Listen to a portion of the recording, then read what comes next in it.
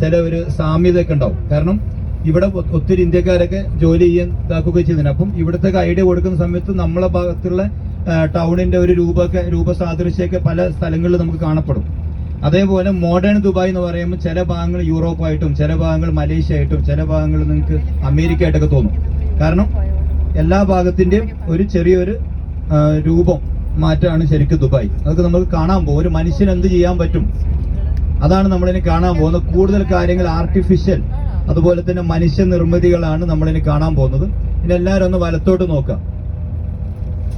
വലത്തോട്ട് നോക്കിക്കഴിഞ്ഞാൽ നമുക്ക് വലിയൊരു വാട്ടർ പോണ്ട് കാണാം. അതിന്റെ ഓപ്പോസിറ്റ് ആയിട്ടാണ് ബർദുബായ് വരുന്നത്. ദേര ബർദുബായ് എന്ന് പറയുന്ന ഈ രണ്ട് ബ്രദർഹുഡും ഇതിന്റെ ചുറ്റിപ്പറ്റിയാണ്.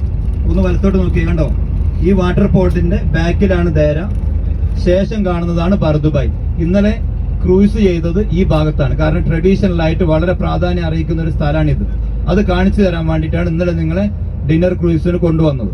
ഓക്കെ, അപ്പൊ ഇത് കാണാം. ഇത് ബർദുബായ് ആണ്. ബർദുബായുടെ ബാക്ക് വശമാണ് ന്യൂ ദുബായ്. അപ്പൊ നമ്മളിനി ന്യൂ ദുബായിലോട്ടാണ് പോകുന്നത്. കാരണം നിങ്ങൾ ധൈര്യയിൽ താമസിക്കുന്ന കാരണം തന്നെ നമുക്ക് ധൈര്യമൊന്നും കറങ്ങേണ്ട ആവശ്യമില്ല. വെറുതെ അവിടെ സമയം കളയുന്നതിന് പകരം നമുക്ക് പുതിയ അട്രാക്ഷൻ കാണാൻ കരുതിയിട്ടാണ് നമ്മൾ ഇങ്ങോട്ട് വരുന്നത്. അപ്പൊ ഈ ഭാഗത്ത് വളരെ പണ്ട് പല മതക്കാരും താമസിക്കുന്ന കാരണം തന്നെ ഇവിടെ അമ്പലങ്ങളും അതുപോലെ ചർച്ചുകളും കാര്യങ്ങളും